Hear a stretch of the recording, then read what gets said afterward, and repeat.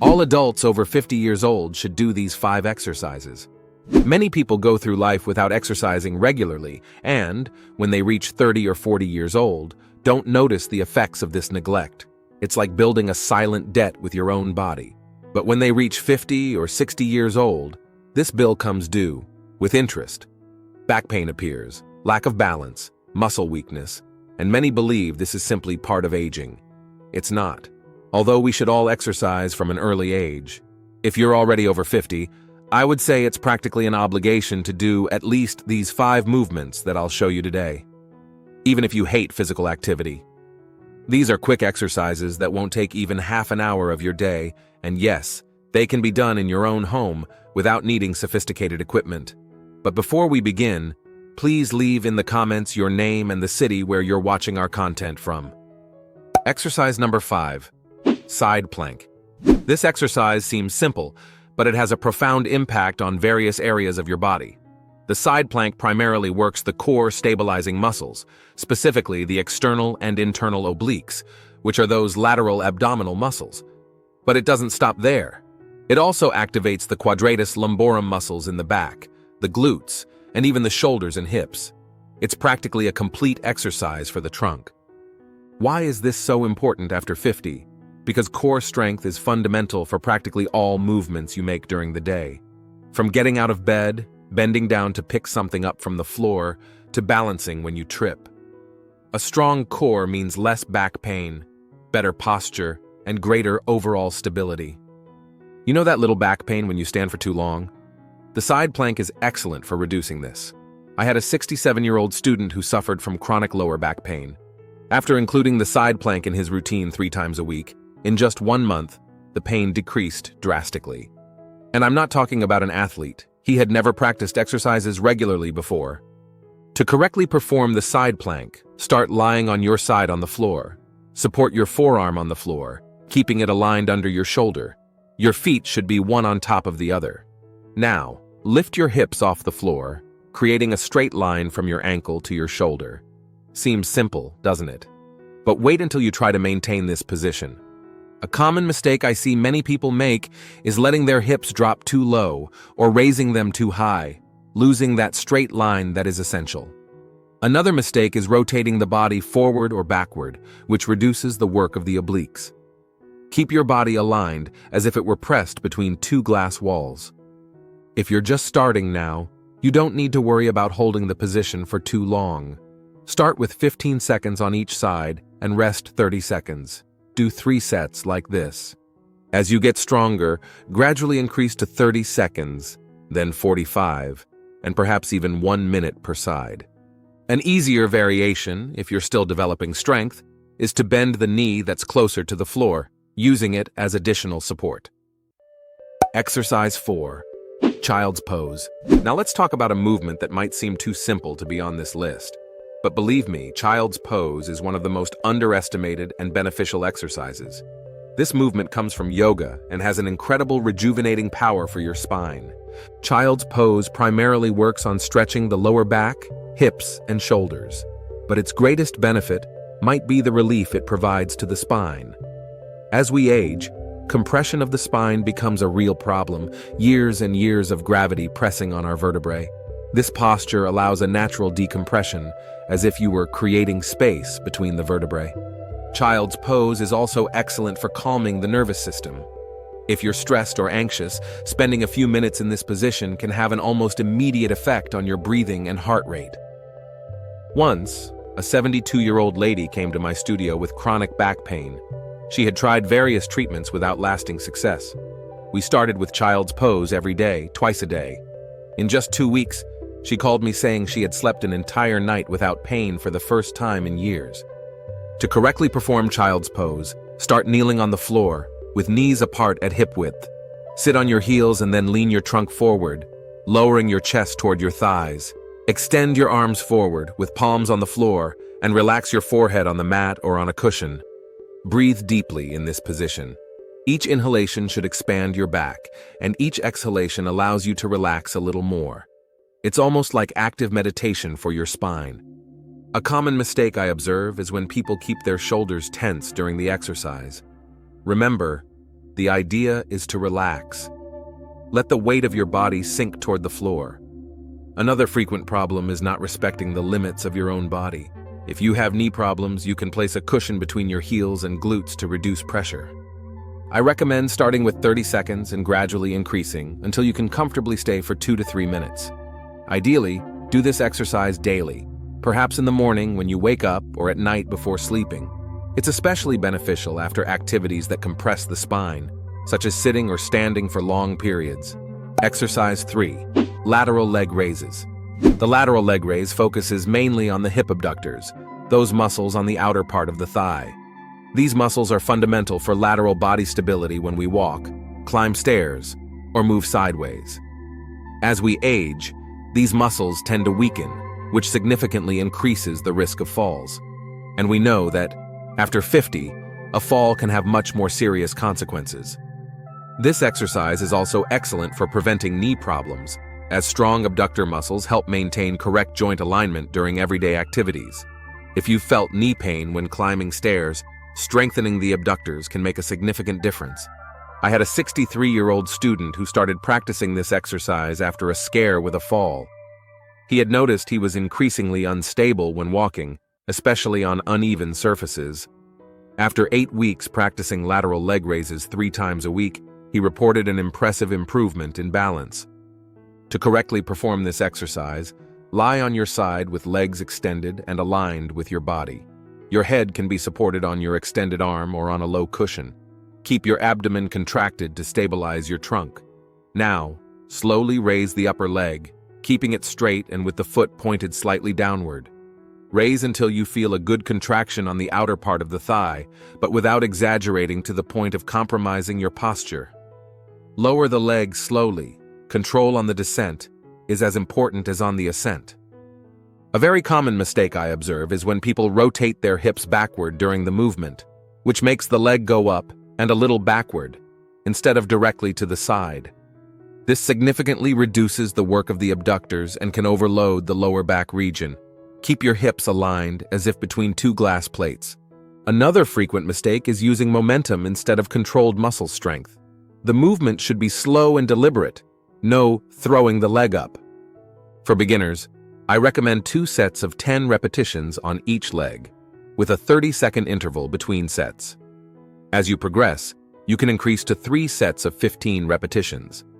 If you want to intensify, try using a light elastic band around your ankles or add 1 to 2 seconds of pause in the elevated position.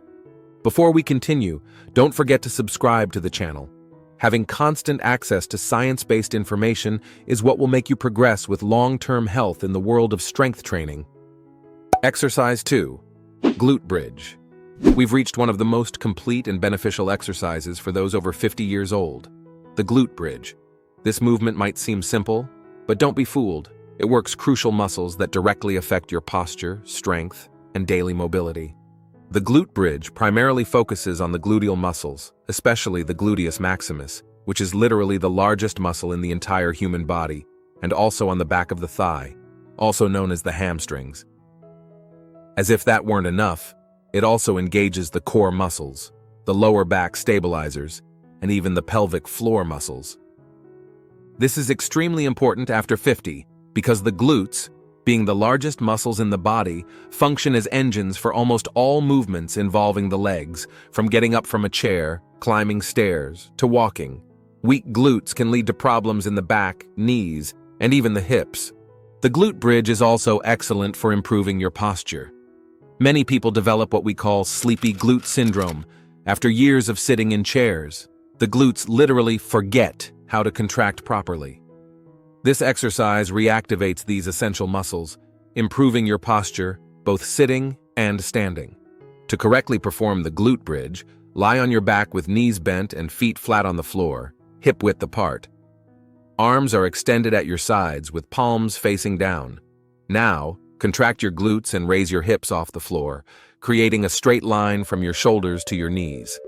Hold the position for 2 seconds at the top, feeling the contraction in your glutes, and then slowly lower down. A common mistake is keeping the hips too low during the movement, which prevents complete activation of the glutes. Another frequent mistake is using the back muscles too much, excessively arching the lower spine. The movement should primarily come from the glutes. Imagine that you're squeezing a coin between them during the entire execution. For beginners, I recommend 3 sets of 12 repetitions, with 30 seconds of rest between sets. As you get stronger, you can increase to 15 or 20 repetitions. An interesting variation for those seeking more challenge is the single leg bridge, where you extend one leg while raising your hips with the other. This significantly intensifies the work on the side that is supported on the floor. Exercise 1. Calf raises. Calf raises primarily work the gastrocnemius and soleus muscles, which form the calf. These muscles are responsible for plantar flexion, that movement you make when standing on your toes. They are crucial for propulsion when walking, running, and climbing stairs. Additionally, strong calves help pump blood back to the heart, reducing the risk of varicose veins and edema in the legs. What many people don't know is that calves are sometimes called the second heart, due to their crucial role in blood circulation. When they contract, they help push blood back to the heart, fighting against the force of gravity. This is especially important after 50 years, when circulatory problems tend to manifest. Another less known benefit of calf raises is maintaining the health of the Achilles tendon. With aging, this tendon can lose elasticity, increasing the risk of ruptures. Regular strengthening of the calves helps keep the tendon healthy and resilient. To correctly perform calf raises, stand with your feet parallel, shoulder width apart. You can lightly support yourself on a wall or on the back of a chair to maintain balance. Now raise your heels off the floor, standing on your toes. Go up as high as you can, pausing for 1 to 2 seconds at the top, then slowly lower down, controlling the movement. Seems easy, right? But doing it correctly with full range and control is a bigger challenge than it appears.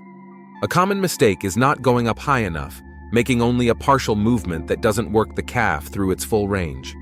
Another frequent mistake is doing the movement too quickly, using momentum instead of controlled muscle strength. The descent, especially, should be slow and controlled. For beginners, I recommend 3 sets of 15 repetitions, with a 60-second interval between sets. As you get stronger, you can increase to 20 or 25 repetitions, or add small weights, such as holding water bottles. The calf responds well to more volume, so you can safely do extra repetitions. A more challenging variation is to do the exercise with just one leg at a time, which not only increases the load on the working calf, but also significantly improves balance. Bonus exercise: chair-supported squat. As a bonus exercise, I couldn't leave out the chair-supported squat, a fundamental movement that works practically the entire lower body and that can be adapted to any level of physical conditioning. The chair-supported squat primarily works the quadriceps, glutes, and hamstrings, but it also engages the core stabilizing muscles, adductors, and even the back muscles. It's practically a complete exercise for the lower half of the body. The beauty of this exercise lies in its functionality. How many times a day do you sit down and stand up? The supported squat simply trains one of the most basic and essential movements we perform daily. By strengthening the muscles involved in this movement, you directly improve your functional independence, something invaluable as you age. Squatting is also excellent for bone health. Weight-bearing exercises like squatting stimulate bone density, crucial for preventing osteoporosis, a significant concern especially for women after menopause. With each repetition, you are literally strengthening your bones. It's worth highlighting that squatting significantly improves dynamic balance, that balance we maintain during movement, not just when we're standing still. This is fundamental for preventing falls, one of the main causes of serious injuries in people over 50 years old. To correctly perform the supported squat, position a stable chair behind you. Stand with your feet apart at shoulder width or slightly more, and toes pointing slightly outward. Extend your arms forward to help with balance. Now, bend your knees and lower your hips as if you were going to sit in the chair, keeping your chest up and spine in a neutral position.